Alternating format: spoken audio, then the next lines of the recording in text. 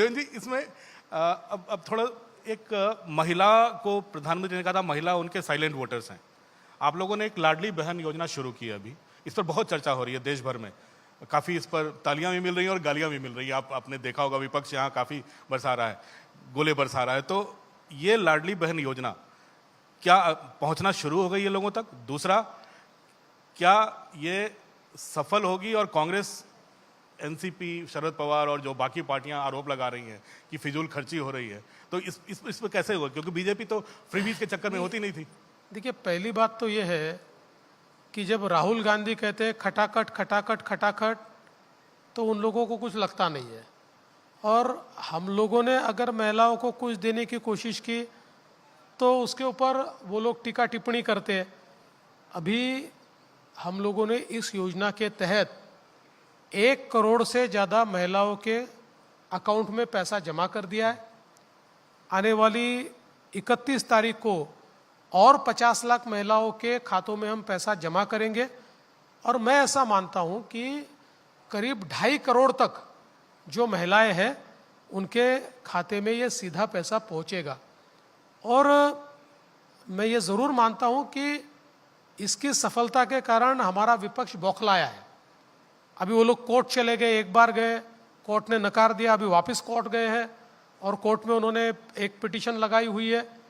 लेकिन वो कितनी भी पिटीशन करे तब भी मैं ऐसा मानता हूं कि हमारे लिए केवल योजना मात्र नहीं है। हम लोग प्रधानमंत्री जी की इस बात को मानते हैं कि अगर विकसित भारत तैयार करना है तो विकसित भारत में जब तक हम महिलाओं को अर्थतंत्र के भीतर नहीं लाएंगे, जब तक उनको हमारे अर्थतंत्र का केंद्र बिंदु नहीं बनाएंगे, तब तक विकसित भारत नहीं हो सकता।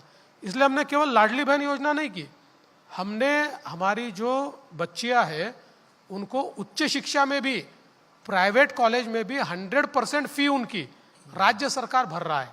हम ये चाहते हैं कि हमारी जो बच्चियां हैं, कई बार ये होता है कि घर के बेटे को तो पढ़ाने के लिए माँ बाप पैसा खर्च कर देते हैं और बेटी को कहते हैं कि भाई तू तो शादी करके जाने वाली है, तो इसलिए तेरे ऊपर इतना खर्चा क्यों करे। और बेटियां होनहार होते हुए भी उनको पढ़ने का मौका नहीं मिलता। इसलिए महाराष्ट्र में हमने ये तय किया और सभी बेटियों के लिए पूरी उच्च शिक्षा, अभी तक 12th तक तो हम फ्री करते ही थे, लेकिन 12th के बाद भी इंजीनियरिंग हो, डॉक्टर हो, MBA हो, कोई भी कोर्स वो ले तब भी उसकी पूरी फी, चाहे वो सरकारी कॉलेज हो या प्राइवेट कॉलेज हो, ये राज्य सरकार भरेगा। इस प्रकार की योजना हमने लाई।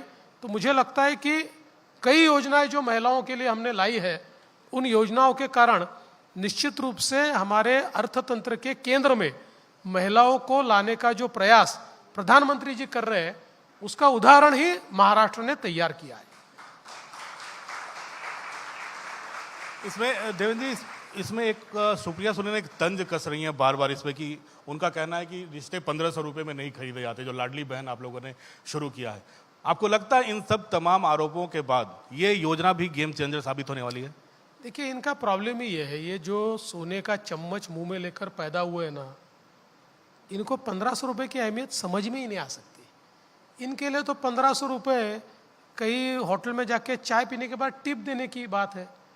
अरे उस महिला को पूछो जो महिला जब पूरा महीना समाप्त होता है और समाप्ति के समय जब हिसाब लगाती है और उसके ध्यान में आता है कि अब बेटे की फ़ी भरने के लिए पैसा नहीं है, या बेटी को पढ़ाने के लिए पैसा नहीं है, या कोई छोटी सी चीज़ खरीदने के लिए पैसा नहीं है, उसको तब ये 1500 रुपये की अहमियत ध्यान में आती है।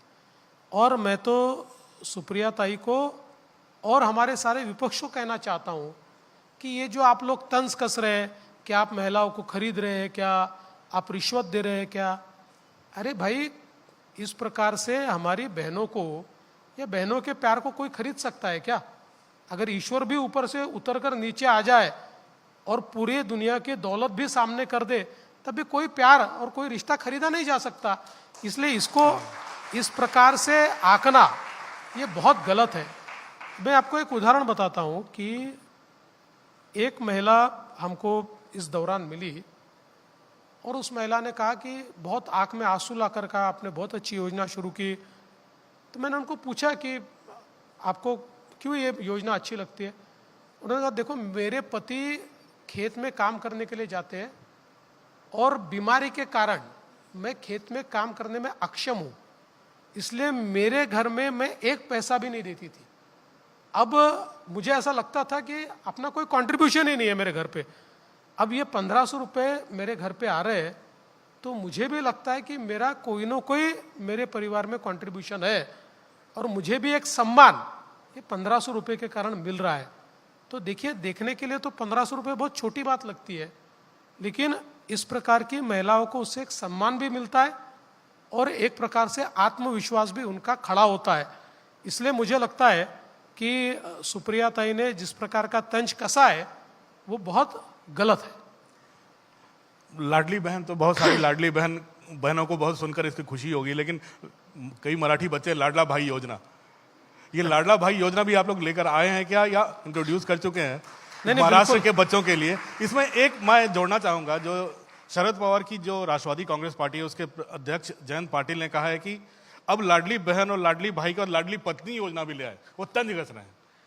देखिए, हम लाडली पत्नी योजना इसलिए नहीं लाना चाहते कि उनकी पार्टियों में कई लोगों को प्रॉब्लम हो जाएगा कौन सी पत्नी के लिए योजना लाए, इसलिए हम नहीं लाएंगे। लेकिन हमने लाडला भाई योजना निश्चित रूप से लाई है और उस योजना के तहत हमारे जो अलग अलग लेवल पर पढ़े हुए बच्चे हैं इनको नौकरियां मिले, इनको एक्सपीरियंस मिले, इसलिए एक अप्रेंटिसशिप की योजना हमने शुरू की है जिसमें कोई भी आस्थापना उनके जो उनका स्टडीज़ है उसके हिसाब से अगर उनको नौकरी देती है तो 10,000 रुपये तक का उनका जो पगार है, उनका जो वेतन है, वो वेतन हम राज्य सरकार की ओर से 1 साल तक देते हैं।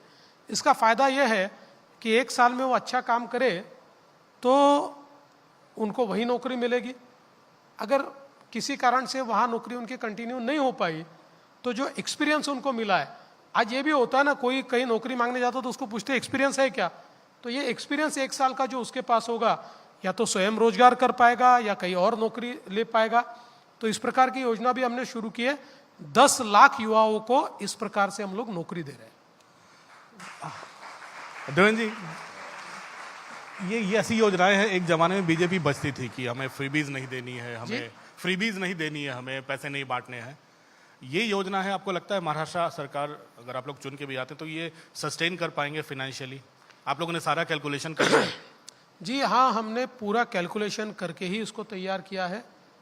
ये सारी योजनाओं के लिए जो पैसा लगता है वो कहाँ से हम खड़ा करेंगे, हमारे पास कितना आता है, हमारा आउटगो क्या है, हमारे स्टैंडिंग एक्सपेंडिचर हमारा क्या है, ये सारी चीज़ों का कैलकुलेशन करने के बाद ही इन योजनाओं को हमने लागू किया है।